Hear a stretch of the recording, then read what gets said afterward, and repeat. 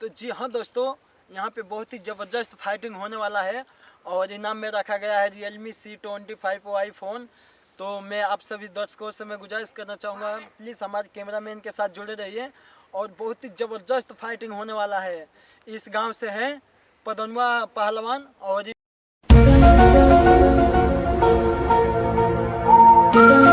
Side से हैं झगड़ुआ पहलवान।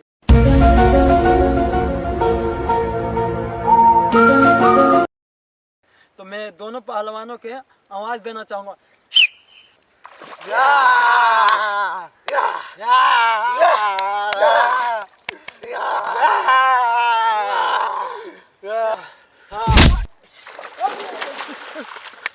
साला बात के दांत टूटे ले कि पहले ही बेर मत बे, अभी तैयार ना बोलो नहीं है।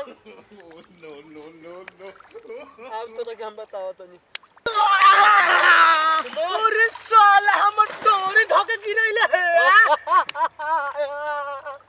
हम तो छाती में मारो।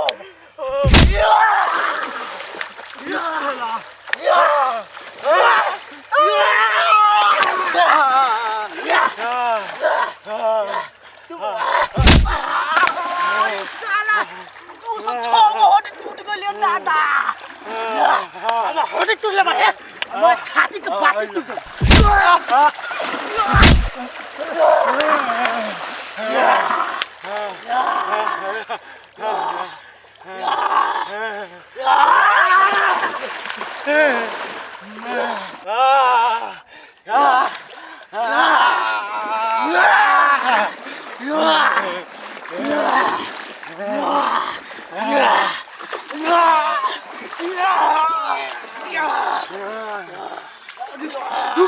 रुक हाथ दुखा गई भाई। अगला को तो कि तू जान ले में दिए। आज हम गर्दन तोड़ते हैं। मोबाइलिया हम ये जीत के लेके जाए। तू तो हम ले जाए। देख लिया मोबाइलिया अभी साला दिखाता दिए। आराम से दबो उठ कर रह जाइए यहीं पर।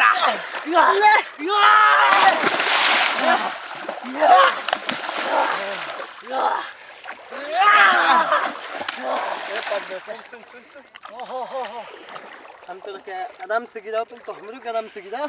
हमर छाती के बाटी टूट गई ला। चाहे तर भी सब ले छोड़ा। ये पानी ना मोबाइल हमें जीत के लेके जाइए। तू हम ले जाइए। हो भाव देखो देखियो। अरे ला मोबाइल हम जीत के लेके जाएगा।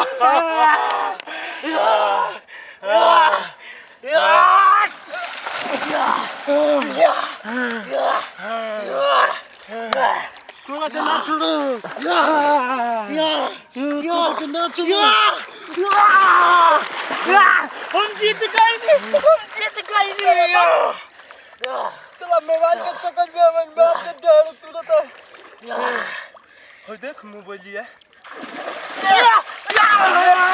ले मारी जोड़ा गई दादा। ए बदला निकाल ले लिया। मोबाइल खाते हमें दांत टूट गए। आज हम तो कलेजा निकाल के खाए।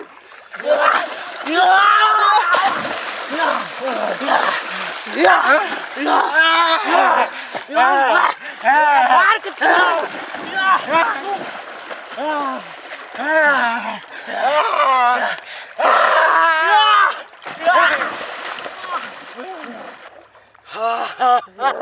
जीत गई।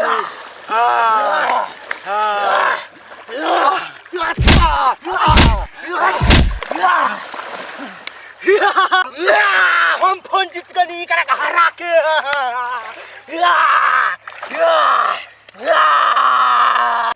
तो नमस्कार प्रणाम दोस्तों, आप सभी का छोटा भाई प्रेम दीवाना। तो आसान पूरा विश्वास करता हूँ कि आप लोग अच्छे होंगे। तो कुछ वीडियो शूट करने का रह गया है, काफ़ी ठंड लग रहा है और उसमें भी मतलब ढेर भाई नहीं है। ये भाई है मेरा, जो भैया अपना नाम बताइए। निखिल दीवाना। निखिल दीवाना, वाह भाई वाह, प्रेम दीवाना का फ्रेंड निखिल दीवाना।